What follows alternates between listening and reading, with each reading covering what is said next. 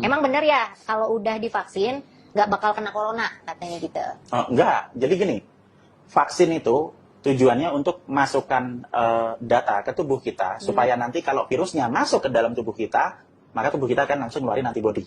Gitu. Jadi tujuannya ada di dalam tubuh kita, bukan di luar tubuh. Ya. Jadi kalau kita sudah punya pernah divaksin atau lewat infeksi alami, karena imunisasi atau memberikan kekebalan kepada manusia itu bisa lewat dua cara, satu lewat vaksin, dua lewat infeksi alami. Bedanya apa? Kalau lewat infeksi alami ya sakit dulu lah seminggu, sudah itu antibodinya keluar. Kalau vaksin nggak sakit, tapi keluarnya lebih lama, 2 minggu baru keluar. Sudah vaksin. Nah, sesudah ada data di sel memorinya, maka pas kapan saja kita kena untuk infeksi yang kedua, ketiga, keempat, ke-50, ke-400 misalnya. Maka begitu mereka masuk, virusnya masuk ke dalam, ya langsung ditangani sama antibodi dalam waktu 24 jam. Bukan dalam 7 hari, bukan dalam 14 hari. Itu inti dari ilmu kekebalan atau imunologi. Jadi pertanyaannya kalau misalnya saya sudah divaksin, apakah saya bisa kena virus lagi? Pasti kena virus lagi. Nggak mungkin nggak. Orang virus ada di mana-mana ya? Ya, virus ada di mana-mana. Nah, cuman kalau nanti misalnya masuk ke tempat kita, ya nggak akan membuat kita sakit. Langsung keluar antibodinya. Dan pada saat antibodinya keluar, apakah bisa nular? Ya nggak nular, loh virusnya dihabisin sama antibodinya. Selesai. Seperti itu. Syarat utama untuk vaksin adalah harus dalam kondisi sehat. Kalau sakit gimana? Ya ditunda sampai sehat. Kalau yang virusnya bermutasi, ini kan kita suka dengar virusnya bermutasi menjadi lebih ganas, itu gimana? Ya, nah kita harus lihat dulu mutasinya mutasi di mana. Jadi kalau saya bayangkan cangkir ini virusnya, kemudian ini bayangin aja sih, ya kan? Ini yang spike S-nya nih di sini kan. Spike S-nya, jadi yang kalau virus gini terus ada duri-durinya itu kan. Ini bayangkan ini spike S-nya. Nah, yang dinamakan mutasi kita harus tanya, mutasi di daerah mana? Kalau yang ada sekarang seperti B117 itu menunjukkan bahwa virus ini punya variasi yang berbeda di sedikit di bagian reseptor binding domainnya, di bagian spike S-nya, di sini saja. Mungkin saya perlu tisu di situ, oke? Nah, supaya akan lebih jelas, oke? Ini sih tisu, terus kemudian ini tak jelas, gitu. Biar nempel di sini, biar nempel. Iya, kan? iya. Saya punya 2, oke? Dua virus. Sekarang perubahannya di mana? Perubahannya ada di sini saja. Jadi mutasinya hanya terjadi di spike S. Apa perbedaannya ini dengan ini ya? Yang satu ini mengalami perubahan, yang sini tidak. Tapi keseluruhan dari dua ini tetap satu gelas, toh? Tetap virus yang sama. Iya. Sehingga yang terjadi apa? Kalau misalnya yang masuk ke tubuh kita, virus ini, katakanlah belum bermutasi. Sebelum 14 Februari itu tidak ada infeksi B117 itu tidak ada, ya kan? Terus ini masuk ke tubuh kita, plak gitu kan. Kemudian nanti tubuh kita akan merespon antibodi terhadap keseluruhan gelas ini kan. Nah, antibodi itu jangan dibayangkan satu gelas, satu antibodi huruf Y ini nempel bleng gini itu enggak. Atau mungkin dia hanya nempel di protein ini, tidak. Antibodi akan nempel ke sini, nutupin ini semua, seperti semut. Iya. Jadi bayangkan semut ngerubungin ini semua, ada di sini, ada di sini, ada di sini, ada di sini gitu kan. Tapi semutnya ini spesifik terhadap setiap bagian protein atau asam amino dari setiap tempat yang ada di sini. Nah, ini masuk, kemudian nanti akan direspon antibodi, ngerubungin semut. Nah, kemudian sudah itu kan kita kebal, punya data sel memori toh, ingat tadi? Ya. Nah, kemudian ini masuk virus yang baru. Yang terjadi apa? Antibodi yang tadi akan keluar, nyerubungin ini semua kecuali yang berubah ini toh. Karena nggak cocok. Karena nggak cocok. Apa yang terjadi sesudah berhubungin di sini? Ya sesudah ada ikatan virus dengan antibodi di sini, maka nanti akan ada makrofag gede banget makan, bleng gitu. Sudah itu virusnya hancur. Dan nanti dari makrofag yang sudah dimakan itu dia akan mengeluarkan potongan-potongan virus yang sama seperti tadi, termasuk potongan ini tadi. Dia akan keluar, ini nanti akan mancing antibodi lagi untuk mengenali. Sehingga orang yang sudah pernah kena tadi, pernah kena virus awal, dia tetap akan kebal sesudah kena virus yang dianggap mengalami mutasi yang di ujung reseptor binding domain tadi. Dan kemudian minggu depannya, maka tubuh akan mengeluarkan anti untuk potongan kecil ini. Antibodinya spesifik untuk ini. Berarti kalau tadi misalnya ini 100% sama atau masuk. Ini 98% sama, 2% ada di sini. Ya. Dia tetap akan makan di sini, ya kan, nutupin di sini, kemudian dihancurkan sama makrofag. Yang 2% apa? Ya nggak apa-apa, biarin aja. Nanti minggu depan keluar lagi ini. Jadi tubuh kita akan punya antibodi terhadap ini, keseluruhan termasuk bagian ini plus ini. Jadi makin kita banyak kemasukan jenis-jenis virus, antibodi makin banyak. Makin lengkap, iya. Benar. Dan itu yang terjadi dengan kasus yang sekarang. B117, 2 orang selamat, tidak ada apa-apa. Sakit, ya udah sesudah itu sembuh. Karena ibaratnya cuma 2% itu tadi ya? Iya, betul. Perbedaan virus dan bakteri serta cara menyembuhkannya bagaimana? Virus itu ukurannya 100 nanometer rata-rata. 1 nanometer itu 1/10 juta sentimeter. kecil sekali virus itu. Jadi kalau virus ini virus segini kecil, ya kira-kira segini. Nah kemudian bakteri ukurannya gede sekali, 1000 kali lipat daripada virus. Sehingga kalau misalnya ini virusnya sekecil ini, maka bakteri akan sebesar meja ini. Padahal di virus yang sekecil ini, nanti akan diserubungi lagi oleh antibodi yang lebih kecil dari ini. Oke? Oke. Iya. Itu sebabnya untuk menangani virus perlu antibodi. Karena jumlahnya terlalu kecil. Nah, sementara untuk bakteri, ukurannya lebih besar, sehingga dia hanya bisa dihancurkan pakai antibiotik. Ditambah obat dari luar untuk masuk ke dalam.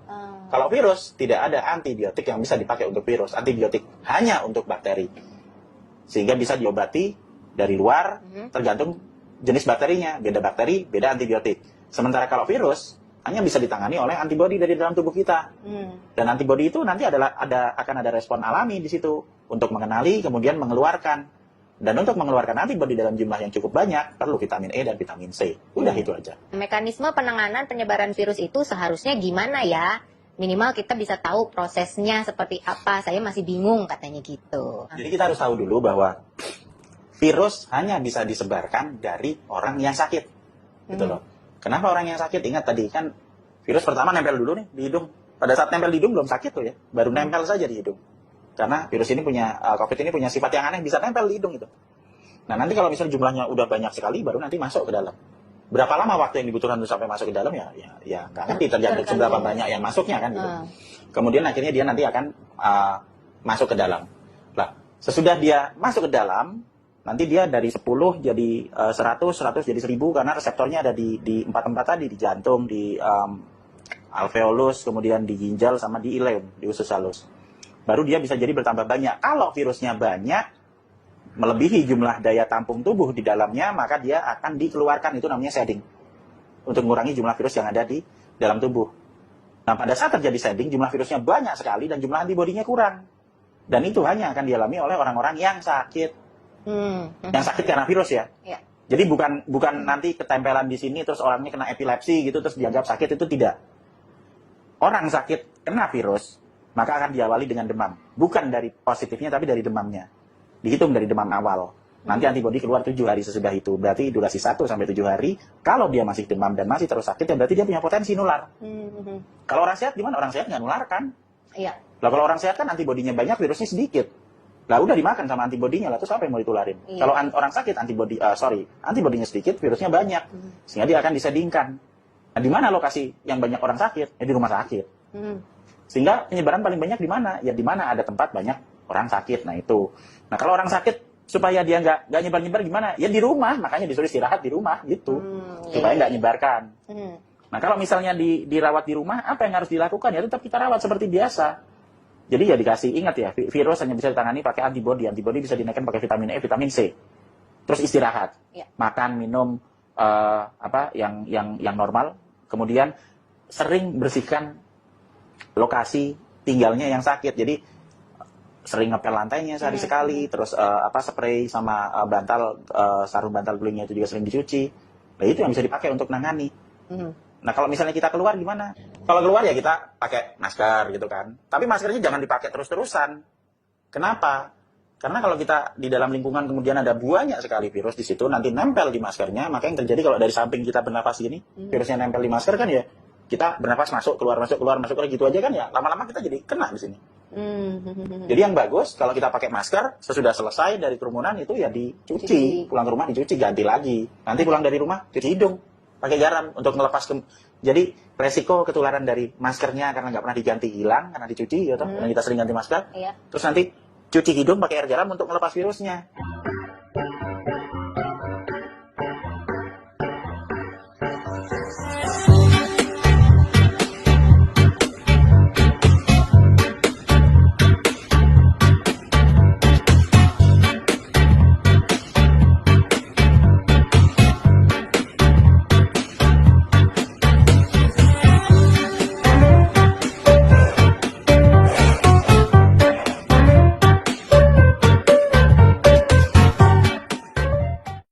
Jadi kita kan udah double nih. sumbernya udah dihilangin, terus nanti yang mungkin nempel dihilangin gitu. Terus mandi deh sampai rumah, udah gitu aja. Oke. Nah, kalau ngomongin masalah penularan, waktu aku positif, Ya. Pak De juga kan bimbing aku ya. Jadi Ya. suami aku selama aku positif itu ternyata nggak tertular. Iya. Nah, itu gimana tuh Pak De? Mungkin suaminya punya ilmu khusus misalnya.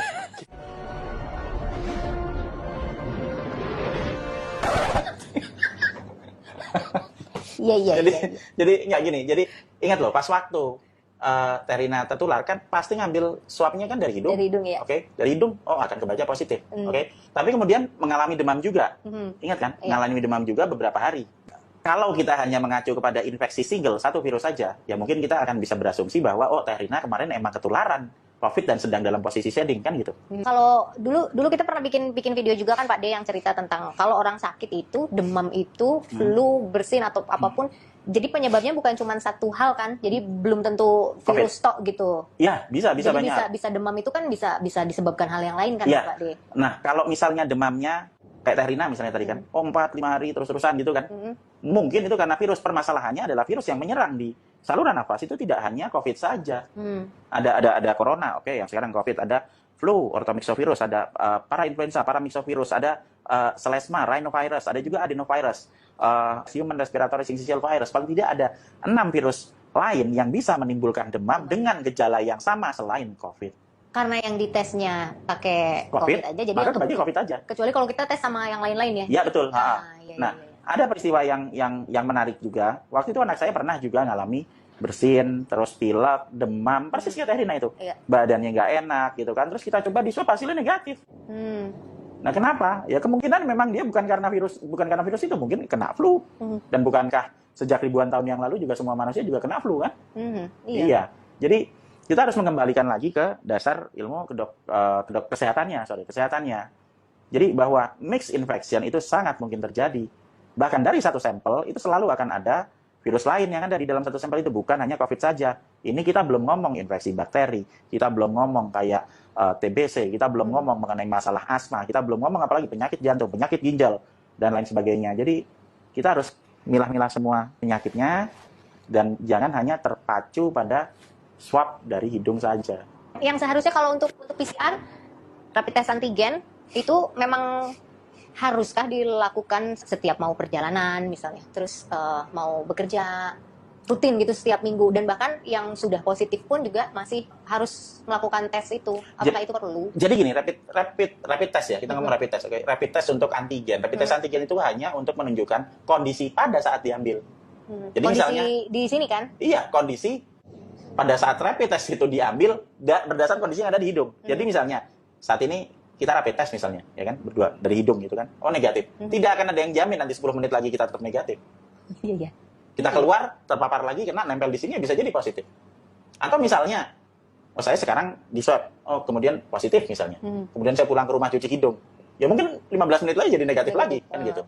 Jadi rapid test hanya menunjukkan kondisi pada saat diambil. Dan kita harus ingat bahwa khusus untuk virus ini ya, untuk virus COVID ini, dia punya kemampuan untuk menempel dengan kuat di lapisan mukosa hidung. Sehingga apa yang terjadi? Yang terjadi nanti kalau ada orang sehat, ketempelan, diambil, ya jadi positif. Orang jantungan, diambil, ya jadi positif. Orang epilepsi, diambil, itu terjadi positif. Itu loh. Iya. Karena yang menentukan itu bukan masalah apakah hasil swab ini atau tidak, demam atau tidak gitu loh. Iya. Sementara kalau kita balik lagi ke tempat yang tadi, kalaupun demam, kita masih akan ada 5 virus lain selain COVID. Termasuk kayak Terina kemarin. Pada saat terjadi demam, ya toh, lah kok nggak ketularan ke suaminya. Lah mungkin menurut saya sih ada infeksi lain selain COVID. Jadi COVID yang nempel di sini cuma nempel di sini aja. Iya, Nggak tahu dapatnya dari mana. Bisa saja misalnya, oh Terina kena influenza plus COVID. Gitu. Jadi akan, oh demam misalnya pada saat itu. Tapi kan nggak kedetek kalau influenza nggak dideteksi. Iya. Iya kan? COVID-nya dapat dari mana ya? Mungkin pas pada saat keluar kemana, ketempelan di sini. Sehingga kita berasumsi bahwa, oh iki kenanya COVID. Terus ada demam seperti itu. Penyakit virus ini sebenarnya bisa ditangani. Asal syaratnya satu, jangan panik gitu loh. Karena kalau begitu kita panik, wah sekarang kena, besok mati gitu ya, kita nggak akan bisa berpikir logis gitu loh. Jadi yang harus diutamakan adalah pengetahuan dasar mengenai sifat virusnya gimana, terus penularannya gimana. Nah kalau kita sudah paham lewat edukasi nih, kayak yang tiap hari kita kerjakan itu, maka kita akan bisa ngatasi dan tidak membuat kita panik gitu loh. Jadi dan kita yakin ini sebenarnya bisa diatasi. Iya, seperti yang Pak De suka bilang ya, pengetahuan mengalahkan ketakutan. Iya. Logika mengalahkan kepanikan. Betul. Ya, Ya. itulah. Padahal sebenarnya saya cuma ngomong apps together strong.